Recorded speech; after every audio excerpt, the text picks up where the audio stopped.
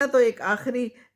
وہ ہے نا کہ ہم خودکشی کر لیں، ہم جناب اپنی زندگی کو بس ختم ہی کر لیں۔ مسئلے مسائل تو آتے رہیں گے، تو بچوں کو ماں باپ کے ساتھ بات کرنی چاہیے، اور ماں باپ کو بھی چاہیے کہ بچوں کے ساتھ بات کریں۔ پڑھائی میں کوئی مسئلہ ہے، اگر کوئی تو ٹینشن ہے، نمبر اچھے نہیں آئے تو ان کی بے عزتیاں نہ کریں، ان کو سمجھیں، ان کی ہیلپ کریں، یہ آپ کا کام ہے۔ آپ ان کو اس دنیا میں لے کے آئے ہیں، ماں باپ آپ سے مخاطب ہوں، تو آپ اپنے بچوں کا بہت خیال رکھیں، ان کو شروع سے پڑھائیں صحیح سے، نہیں پڑھا سکتے تو پھر ٹیوشن وغیرہ اچھی سی دیں، پڑھائی اچھی ہوگی تو انشاءاللہ آگے بھی زندگی بہتر ہو جائے گی۔ اور باقی اگر کوئی مسئلہ ہے تو ان کی ہیلپ کریں، شادی ہے کہیں کرنا چاہتے ہیں تو کرنے دیں، خیر ہے کوئی بات نہیں۔ ہم، یہ جو ہے نا کام بڑا خراب ہے، ہم انزائٹی دیتے ہیں، ہم دوسرے کو ٹینشن دیتے ہیں، بچہ ڈپریشن میں چلا جاتا ہے اور اس کے بعد پھر وہ یہ انتہائی قدم اٹھا لیتا ہے۔ تو انتہائی قدم تو نہیں اٹھانا چاہیے نا، دیکھیں اللہ تعالیٰ نے تو ہمیں پیدا کیا ہے آزمائش کے لیے، اللہ تعالیٰ نے قرآن میں کہا ہے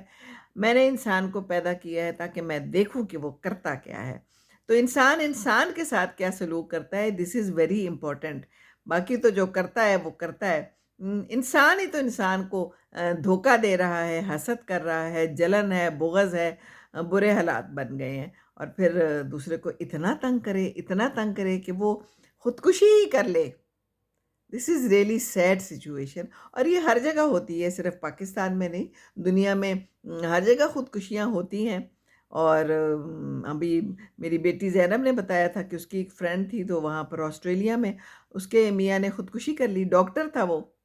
اس کو ورک انوائرمنٹ میں کوئی اتنی مسئلے مسائل تھے اور اتنی پریشانی تھی کہ اس نے خودکشی کر لی،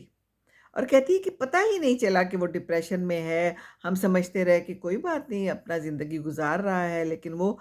ٹینشن، وہ ڈپریشن اس کے دماغ پہ اتنا زیادہ حاوی آ گیا کہ اس نے خودکشی کر لی۔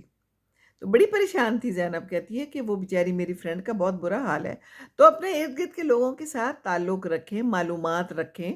معلومات رکھنا بڑا ضروری ہے، ہم لوگ کمیونیکیشن ہی نہیں کرتے۔ اب یہ آ گیا ہے ایک ہمارے پاس فون، ہم اس کو پکڑ کے بیٹھ جاتے ہیں، ایک بندہ دوسرے کمرے میں بیٹھا ہوا ہے، ایک کو تیسرے کمرے میں بیٹھا ہوا ہے، پہلے کمرے میں ہم بیٹھے ہوئے ہیں اور ہم اس کے ساتھ مخاطب ہیں، تو مخاطب تو زندہ انسانوں سے ہونا ہے نا، زندہ انسان کے ساتھ رہ رہے ہیں تو زندہ انسان کے ساتھ بات کریں، کمیونیکیشن۔ دیکھیں اللہ تعالیٰ نے ہمیں یہ زبان دی ہے، یہ کمیونیکیشن دی ہے، تو زبان سے بولیں۔